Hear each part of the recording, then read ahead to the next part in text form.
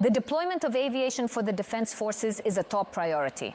Volodymyr Zelensky emphasizes that there are already agreements with partners regarding new aircraft, which Ukraine considers the best in the world. As of today, Ukraine has agreements for the delivery of 150 military aircraft to Ukraine. Gripen, 100 Rafale aircraft. In our opinion, these are the best aircraft in the world that exist. Of course, there are also further aircraft. Currently, the Ukrainian Air Force is equipped with F-16S, but they are not new. And those 250 aircraft I mentioned are new.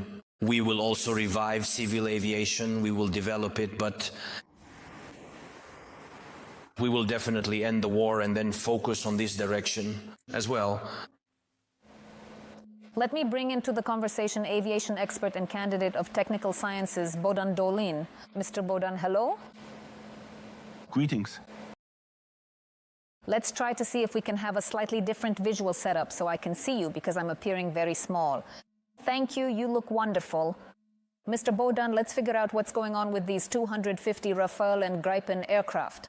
First of all, let's emphasize that this won't happen by the end of the year. And as far as I understand, these discussions are about spreading the deliveries over up to 10 years. But it seems we're actually lucky to be getting them within 10 years at all. Let's focus on the part that will directly help us in the war. What does this mean in terms of quantity and changes to tactical and strategic objectives in the air? When we talk in general terms, 250 aircraft. We need to understand that overall, in fact, we're talking about relatively modern machines. These are aircraft that meet the current requirements of the battlefield and the challenges that exist specifically in the air component. Waging war. Secondly, overall, this is the number required to ensure strategic actual defense and superiority in the air component. Said. These aircraft, still Soviet, MiG-29s, Su-25s and so on, that are being used, we have to be objective. Given the high-intensity use in recent years, their service life will realistically end somewhere around 2030. These F-16 fighter jets that Ukraine has received today are certainly not brand new aircraft, even though they have undergone several extensive technical upgrades over the years. However, it is important to note that their actual remaining service life will likely only be about 5 to 10 years at most. It's possible that some of these aircraft can be upgraded or restored for further use, but this would only extend their service life by perhaps another 5 years. But we have to understand that even today, these planes are considered to be older aircraft, Generation 4 plus, and they are still inferior to more modern systems. 200 to 250 aircraft is the number that Ukraine needs even as of today. But it's clear that finding these planes so quickly in the world is practically an impossible task. And indeed, in the long term, it will take on average about 10, maybe even a little more years. Realistically, these aircraft can be acquired provided there is consistent and sufficient funding for these purchases. And let's try to understand how they should be integrated, how they should be combined with the aircraft we already have. And it's not just the F, which the president mentioned. The F-16 in particular, well, it's an older version, but still. This is also a legacy of the post-Soviet period, and there are other aircraft as well, which we don't talk about openly, but we are monitoring how the situation at the front is changing a bit. Perhaps you could comment specifically on these SABs, which serve as coordination headquarters. Do you already know for sure about their presence here and how it will be coordinated? And one more important point, sorry, let me add another question. What will the preparation of the teams look like? Because definitely... Look, first of all... Yes. When we talk about Western platforms, we need to understand that there are corresponding systems for standardizing the use of these platforms. In other words, there are so-called standards which are essentially designed to ensure the unification of the use of Western weaponry by those countries that have it in service, regardless of the type or series of equipment. As a rule, this is exactly what leads to the fact that today Ukraine is already operating the same Mirage 2000S and Western aircraft like the F-16. One of the main tasks will be to ensure a seamless or at least sufficiently flexible transition. That is, we need to understand that training will indeed be necessary, and it will be necessary to prepare the appropriate material and technical base. However, overall, from the perspective of operation and tactical use, the systems must be integrated into a unified NATO system according to the relevant standards. This means that the introduction of additional systems, complexes, or aircraft must operate within the same systems and standards. and as much as possible simply be integrated. The second important point is that we need to understand that 250 new aircraft is a rather long-term process, and this means that there will be more than enough time to train the flight crews. The key issue is that these processes need to be started on time with the necessary infrastructure and training provided for cadets and future pilots who in 3, 4, 5 or perhaps even 10 years will be operating these platforms on the territory of Ukraine. He was drafted for compulsory military service, sent straight to the front, and immediately assigned to the assault troops. This is happening more and more often to young Russians, because conscripts are an inexhaustible resource for replenishing the assault units of the Russian army. Right now, we're going to tell you about the criminal schemes used to lure young people into the war. Let's watch. The Kremlin has found a goldmine for replenishing its expendable assault troops, and now they can inject fresh blood into the front not just twice a year, but all 12 months. After all, we're talking about an inexhaustible human resource drawn from conscripts. In almost 4 years of full-scale invasion, Russian conscripts have repeatedly appeared in the reports of both the living and the dead. At least 37 conscripts called up for military service were killed during fighting in the Kursk region. After that, even Putin himself no longer hid their participation in the war. I recently had a conversation with the commander of a battalion who fought right there in the Belgorod direction. I asked him a specific question.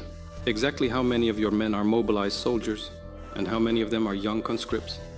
He looked at me and said, "The truth is, they are all conscripts." But lately, Russian conscripts have been sent to war in droves. Through deception, torture, and abuse, 18-year-old boys are forced to sign contracts. If before these were isolated incidents, now this forced voluntary recruitment has become a mass operation. One of the most striking examples of mass transformation from conscripts to contract soldiers happened right on the train carrying new recruits from the Urals to Primorsky Krai. In the 7 days of travel, before even reaching their unit, half of the 300 men agreed to sign contracts. However, later on, they admitted to the methods their commanders used to persuade them. They forced me to sign the contract, threatening my health both morally and physically. For every refusal, they made us do endless squats and painfully twisted our arms. Unable to endure this relentless physical abuse, I finally signed the contract while lying helplessly on the floor. For every refusal, we had to do 50 squats while being humiliated and threatened about our health. At that time, we were already feeling quite unwell, with both a fever and high blood pressure. But despite this, they continued to pressure us. For 3 consecutive days, they would come at night and also consistently make us exercise. They forced us to stand on duty for 8 hours at a time without rest. I simply could not take it anymore and ended up signing the legal contract without my voluntary consent. I signed it on the cold morning of December 12, 2025. There was also no boiled drinking water provided in the train car. There was only scalding hot water available for us to use. The most active in the forced train car was Junior Lieutenant Karitonov. In a fit of aggression, the newly minted contract soldier admits the officer could even bite under pressure. The junior Lieutenant Karitonov explained in detail that he had a certain plan given to him by his superior officers, and that he was required to recruit a minimum of at least 30% of the contract soldiers from the train car. Because everyone there refused, he would constantly swear, show aggression, humiliate, often insult and offend me, specifically targeting my nationality and my appearance. Lawyers acknowledge that an incredible number of complaints are pouring into them from all corners of Russia, both from conscripts themselves and their relatives. Once inside the walls of a military unit in Russia, no one can guarantee that you won't be sent to war.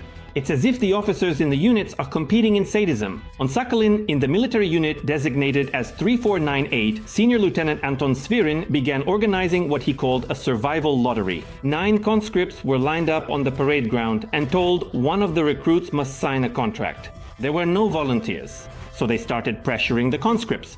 They were forced to do exhausting physical exercises until someone agreed. When that didn't work either, the guys were made to draw lots. Whoever drew the contract with a signature would be the one sent to the special military operation. Whose signature it was is unknown. And just recently, lawyers found confirmation in a decision by a Russian court. The recruitment of conscripts for the war is being carried out by direct order from the command of the Russian armed forces. In its decision, the court disclosed the specific mechanism for persuading conscripts to sign contracts. and made direct reference to a telegram from the current acting chief of staff of the Central Military District. In accordance with the official instructions provided in the telegram from the acting chief of staff of the Central Military District, in order to properly organize the targeted selection of candidates for military service under contract from among the conscripts at the assembly points of the constituent entities of the Russian Federation, it is required to formally designate specialized propaganda and recruitment groups and subsequently dispatch these personnel to the assembly points to select candidates for contract military service from among the eligible citizens who are currently subject to the military conscription process. And naturally, the closer you get to the actual front line of combat, the less the commanders care about the overall age and experience of the recruits. Military personnel, those who are experienced and have been in Ukraine for a long time, say that indeed this year, towards the end of the year, they started bringing in more conscripts, meaning conscripts who have been turned into contract soldiers. And I also inquired if they get any leniency, specific concessions, or professional training. They say no, it's straight to the assault here. They really don't even know yet how they can refuse or how to buy themselves some time. They are sent straight into combat missions. And then, quoting them, they say they're dying by the hundreds. Well, I can't vouch for the numbers here. There is a personnel shortage. It can no longer be covered by either convicts or mercenaries, whom the Russians are scooping up from the poorest corners of the world. So the only thing you can wish for citizens of conscription age is to hide from the draft officers as thoroughly as possible.